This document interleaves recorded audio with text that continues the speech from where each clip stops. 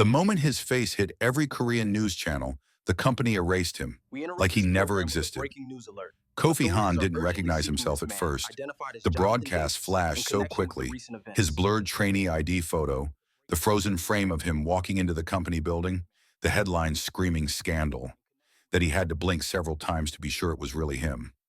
By the time he reached for the remote, the company had already issued a temporary suspension statement, scrubbed his profile from their website, and deleted every trace of his existence from the fan cafe. 23 years of life, wiped out with corporate efficiency. 6 months ago, none of this existed. 6 months ago, he still believed in the dream. Back then, he was just another trainee staying late in the practice room, headphones on, fingers gliding across the MIDI keyboard as if music was the only safe place left in the world. Other trainees would have gone home hours ago, but Kofi remained. His stomach growled, his eyes burned. But he wasn't ready to stop. Not tonight. Tomorrow they would announce the final debut lineup. 7 trainees, 1 shot, 3 years of his life balanced on a single word. Yes or no. He saved the track he had been working on, Belong, MP3, and leaned back, letting the melody settle in his chest. It was raw, imperfect, but it was his. His father would have been proud. At least, that's what he told himself. His father had died when he was 10, but Kofi still remembered the warm Ghanaian sunlight on his father's face, the guitar in his hands, the smells of fried plantain drifting between their laughter. He remembered feeling whole. Here in Korea, he never felt whole. Not really. He stretched his arms above his head and shut the laptop. His reflection stared back at him in the dark screen, his skin a few shades darker than the boys beside him, his features a constant point of polite conversation, his hair always too much. Tonight something felt off. He didn't know why. He just felt it. The next morning, the building buzzed with its usual early anxiety. Trainees scrambling to fix their hair, staff rushing with tablets, stylists shouting names down the hallway. Everything looked normal, perfect on the surface. But as soon as Kofi stepped inside, the whispers began. 2 trainees glanced at him, giggled into their hands, then walked off. Kofi pretended he didn't notice. He always pretended he didn't notice. It was easier that way.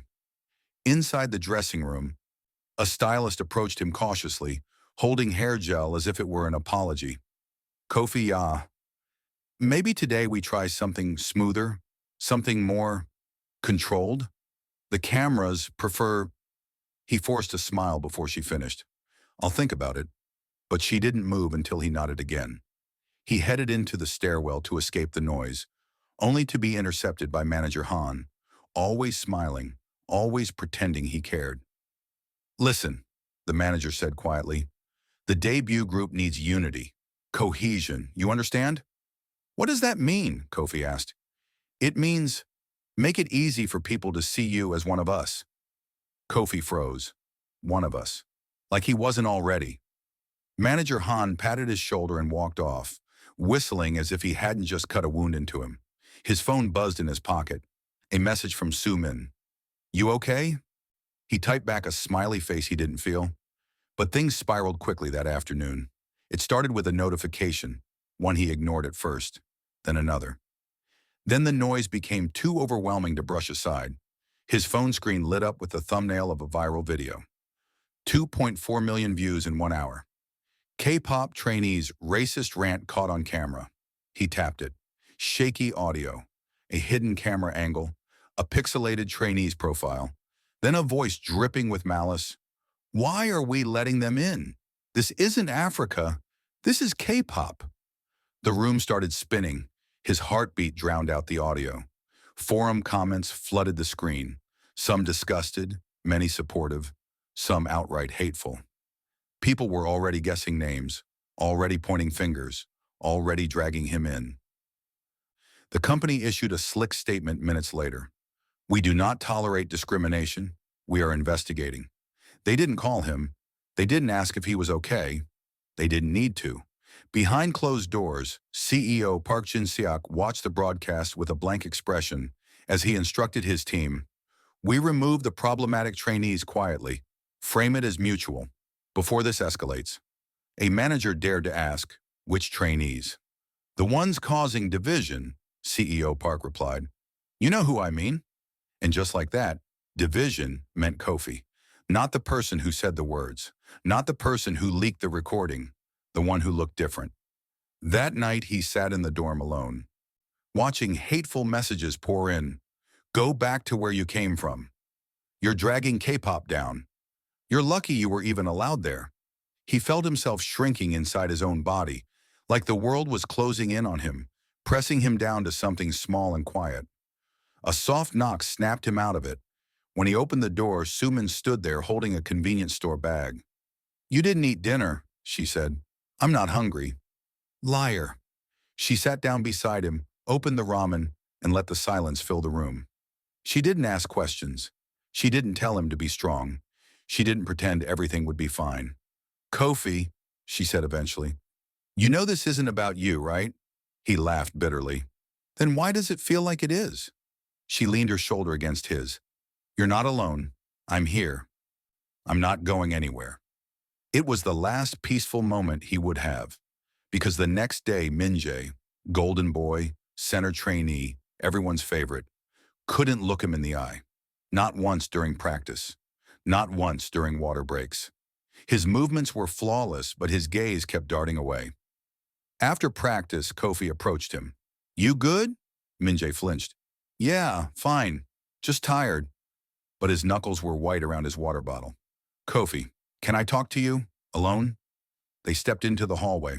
Minjae checked both ends of the corridor, then whispered urgently, Drop it. Drop what?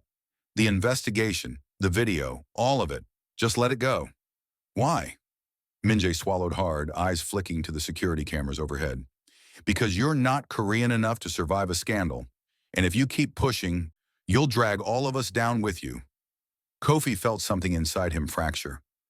Minjae walked away without another word. It wasn't hatred in his voice. It was fear. And Kofi realized something chilling. This wasn't advice. It was a warning. Kofi sat on the cold floor long after Minjae fled the dorm. The silence felt heavier than any insult he'd swallowed over the years. His hands shook, not from fear, but from something deeper, something sharper. Betrayal always came from people close enough to reach you. He wiped his face with the back of his hand, breathing hard, trying to steady himself, trying not to break. But the room felt smaller, darker, like the air itself didn't want him there. He pressed the USB recorder against his forehead. It wasn't just a device, it was the truth. Proof of everything they'd done behind closed doors. Every manipulation, every whisper disguised as concern. He'd recorded out of habit, his producer brain always saving ideas, memos, melodies. He never expected it would save anything else. His phone buzzed. A message from an unknown number appeared on the screen. Stop digging. You won't like what you find. No emoji, no punctuation, just a threat wearing the mask of advice. Kofi locked the phone and tossed it onto his bed. His breath hitched. He wasn't scared of them. He was scared of what they were willing to do. Someone like him, someone they already saw as different, was easy to disappear. Stories like his rarely made it to the light. He needed to move, needed to think. He grabbed his hoodie and stepped out of the dorm before his fear caught up. The night air hit him hard. The city buzzed around him, unaware of the war happening behind the glass walls of the entertainment company. He walked with no destination in mind, hands in his pockets, shoulders tight. Every step felt like it pushed him further from the life he once believed he could have, a life he'd fought 3 brutal years for. He stopped at a crosswalk. Neon signs reflected on his face, painting him in blues and pinks. His phone buzzed again. Suman this time. Where are you? Everyone's acting weird. Managers whispering, trainees scared. Call me. Another message followed almost immediately. Please don't do anything reckless. Kofi stared at her words. He typed back, I'm okay, I just need air. He didn't send the message. Instead, he deleted it, pocketed the phone, and kept walking. He didn't want her dragged into this mess. She had too much to lose. He didn't want anyone hurt because of him. The next morning, the building felt colder. People avoided his eyes. Conversation stopped the moment he entered a room. Even the staff who once praised him for his producing skills suddenly acted as if acknowledging him might cost them their jobs. He walked past the vocal room. Minjae was inside. The two locked eyes through the window. Minjae looked away first. Kofi entered the dance studio alone. The mirrors stretched the emptiness into infinity. He started stretching, trying to center himself, but the tension sat stubbornly in his chest. He turned on the music, started running the choreography, but his body felt stiff. His moves were precise but hollow, like he was dancing someone else's routine, inside someone else's skin. Halfway through the routine, the door slid open. Sumin walked in, hair tied back, cheeks flushed like she'd been running. "Kofi," she gasped, shutting the door behind her. "I heard something happened last night with Minjae." Kofi froze. "Did he say something to you?" "No, no one's saying anything. That's the problem. Everyone's pretending like nothing's wrong, but they're acting like the building's burning down. I know you. I know your face. What happened?" He shouldn't tell her. He wanted to lie to keep her safe. But her eyes, earnest, worried, pulled the truth straight out of him. "He broke into my room," Kofi said quietly. Sumin's eyes widened. "What? Why?" "He was looking for my recorder." "I don't understand." Kofi took a breath. "Because they told him to. Because they want something on me. Or they want to make sure I don't have anything on them." The room went silent except for the hum of the overhead lights. "Kofi, you have to be careful," Sumin whispered. "If they're targeting you directly now." "I know." "No, I don't think you do." She stepped closer, lowering her voice even more. "There's a rumor going around about a secret meeting, managers, PR directors, security, and your name came up." He swallowed. "How do you know that?" She hesitated. "Someone overheard while passing the stairwell. I trust them." "And what did they hear?" "They said the CEO believes the scandal is becoming a perception issue. They're planning to reshuffle the lineup and remove you completely, quietly." Kofi laughed under his breath, sharp, bitter. "So that's it. 3 years and they think they can just delete me." "That's what they do to anyone who doesn't fit their image," Sumin whispered. "But you," she stopped, struggling to find the words. "You shine too bright for them. You make them nervous." Kofi stared at her. No one had ever said anything like that to him. Not his old teachers who said he was too unconventional. Not the other trainees who said the audience wasn't ready. Not even his managers who liked his talent, but hated that it came in his body. Sumin continued, voice trembling. "Promise me you won't act alone. Please." Kofi wanted to promise, wanted to ease the fear in her eyes. But the truth was heavier than any reassurance he could give. "I can't promise that," he said softly. "Not when they're actively trying to destroy me." She exhaled shakily. "Then let me help you." He shook his head. "I won't let you risk your debut because of me." "It's my choice," she said, jaw tightening. "Not theirs." The door suddenly slid open. A manager stepped inside, face cold, eyes blank. "Kofi," he said, "CEO Park wants to see you. Now." Sumin instinctively stepped in front of Kofi, like she sensed danger. The manager's expression flickered. Quick surprise, then annoyance. "It's urgent," he said firmly. "Don't keep him waiting." Kofi gently touched Sumin's arm, indicating she should move aside. Her jaw clenched, but she stepped back reluctantly. The manager motioned for Kofi to follow. Kofi turned back to Sumin for a moment. She gave him a look of warning, fear, and something else, belief. He followed the manager down the hallway. Every step felt heavier. The building felt colder. The usual polished floors, bright posters of trainees and soft lighting all felt like props in a staged illusion. Like he was walking through a set built to hide something rotten beneath. They stopped outside the CEO's office. The manager opened the door. "Go in," he said, voice flat. Kofi stepped inside. The door clicked shut behind him with a cold finality. CEO Park stood in front of the window, hands clasped behind his back, staring at the city below like he owned it. Without turning, he spoke. "Kofi Han." He said his name like it was a problem to be solved. "You've become inconvenient." Kofi didn't move. Is that what you call this? You misunderstand, Park said, still facing the window. This is not personal. This is business. Kofi's jaw tightened. Breaking into my room? Threatening me? That's business?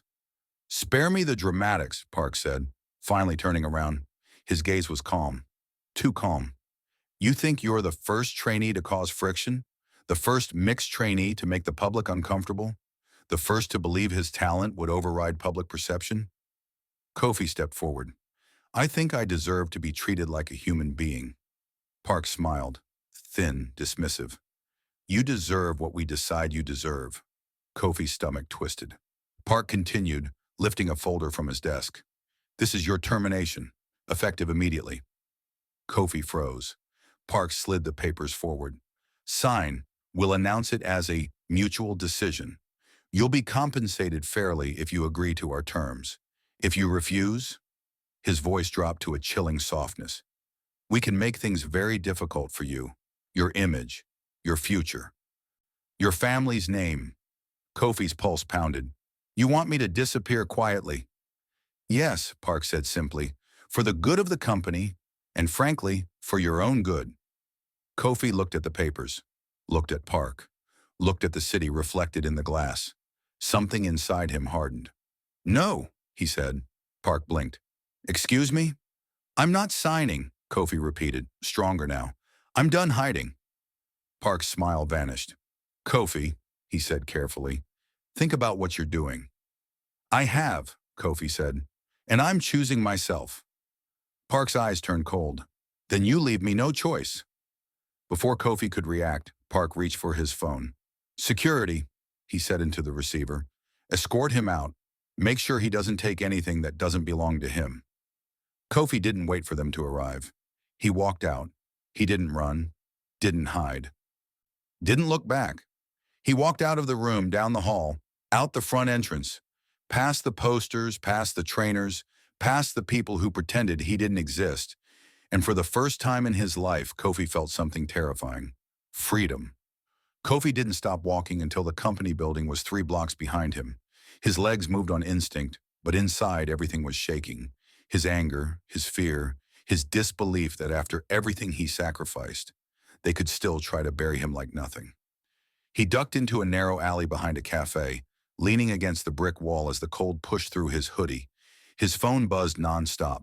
Messages from other trainees, from unknown numbers, from managers ordering him back, from Minjae begging him to not make it worse, as if he was the one who broke in, as if he was the one who lied. Then a final message popped up, from Suman. Please come to Studio C now. It's important. There was no fear in her words this time, just urgency, and something else. Resolve. Kofi slipped his phone into his pocket and started running. When he reached Studio C, the lights were off except for the soft glow from the hallway creeping across the floor. He stepped inside, breathing hard. Sumin was there. So was Minjae, and 2 other trainees, both looking like they'd made the biggest mistake of their careers, simply by being present.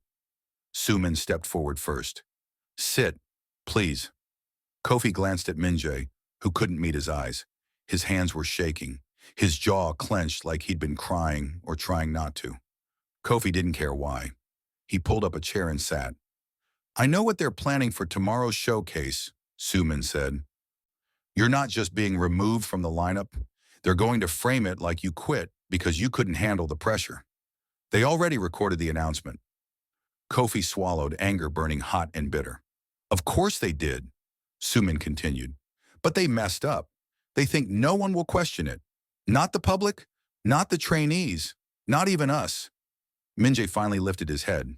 They're wrong, he whispered. It was the first time Minjae had looked Kofi in the eyes since the break-in. His voice cracked. They told me, if I didn't help them, they'd delay my debut indefinitely. I thought, he shook his head, I thought exposing you would save me, but it destroyed me. I'm sorry. The apology didn't fix anything. It didn't erase the violation, but it cracked something open. The truth about how far the company was willing to push a terrified teenager. Kofi didn't forgive him, but he understood. What's the plan? He asked. Suman's expression tightened with determination. We help you speak for yourself. If they're going to erase you publicly, you should at least get to tell your story publicly. On what platform? They control everything, Kofi said. Not everything. She pulled out her phone. A live stream link was already queued. Kofi froze. No, no, that'll ruin your debut. All of you. We're already ruined if we stay silent, Suman said. But if we help you, maybe we walk out with our humanity. The two other trainees nodded, scared but certain. Minji cleared his throat. You won't be alone, not this time. Kofi stared at the four of them. He didn't understand why they were risking everything for him until he realized they weren't doing it for him. They were doing it because they were tired of pretending, tired of smiling for cameras while swallowing their own voices, tired of letting fear decide who got to exist. Kofi exhaled slowly and nodded. Fine, he said. Let's do it. Suman hit start live. The red light blinked. The chat exploded immediately, fans pouring in, confused, excited, expecting a rehearsal stream. Kofi stepped into frame. His hands trembled, his breath caught, but he spoke anyway. I'm Kofi Han, he said, and if you're watching this, it's because they finally pushed me out. The chat erupted. Thousands of messages per second. Question marks, heart emojis, confusion, angry emojis, support, racist comments, everything at once. Kofi continued, voice steady now. I worked 3 years in that building, gave everything, and in return they tried to erase me. Not because I'm untalented, not because I broke rules, but because I don't fit their idea of who deserves to be seen. He wasn't yelling. He wasn't performing. He was telling the truth. And if I have to walk away, he said, you should at least hear it from me, not from a press release written by people who never saw me as human. Behind the camera, Suman wiped her face with her sleeve. The other trainees stood frozen, as if watching someone do something they'd never been brave enough to imagine. Then the studio door slammed open. Security burst in. 2 men followed by a manager whose expression twisted into pure panic when he saw the live stream. They rushed forward. The camera toppled, the stream tilting sideways but still rolling. Viewers watched in real time as a hand grabbed Kofi's hoodie, trying to yank him back. Someone screamed, maybe Suman, maybe Kofi, maybe all of them. The live chat went insane. Kofi, run! What's happening? Why are they grabbing him? Call the police. Is this real? Kofi tried to pull free, but the guard was stronger. Another trainee pushed forward, shouting, let him go. Security shoved him back hard. The manager hissed through his teeth, end the stream, now. No, Kofi spat. This is who you really are. Let them see it. For a split second, the manager's mask slipped, revealing something cold and furious. Fear of exposure, fear of losing control. He lunged for the phone, but Minji got there first. He snatched it up, clutching it to his chest, backing away as security advanced. Touch him and the entire world sees this, Minji said, voice shaking violently, but loud enough to echo off the mirrors. Everything froze. Security hesitated. The manager stopped. Even the guards seemed unsure, because now there were witnesses, millions of them. The room was still except for the sound of thousands of notifications buzzing through Suman's phone. Screenshots, screen recordings, fan accounts reposting the stream in real time. The damage was done. The truth was out. The manager exhaled sharply through his nose and stepped back. Everyone out, now! Security released Kofi. The trainees stood close around him, forming a shaky, protective circle. The tension in the room was thick enough to choke on, but the worst moment had already passed. Kofi stared at the fallen tripod, at the blinking live stream timer, at the comments flooding in faster than anyone could read. He walked forward, picked up the phone gently, and ended the stream. Silence fell. No one spoke on the way out of the building. Fans had already begun gathering outside, alerted by the live feed. Flashlights blinked. Phones rose like weapons of truth. Suman squeezed Kofi's hand once before disappearing into the crowd. Minji stayed only long enough to bow his head in apology before slipping away too. Kofi kept walking. No security stopped him. No managers chased him. He walked alone into the cold air, the city lights buzzing against the night sky. He didn't know what would happen next. Would he be sued? Blacklisted? Supported? Destroyed? None of those questions scared him as much as the one that echoed in the back of his mind as he crossed the street. When the world finally knows the truth, who gets to decide what you become?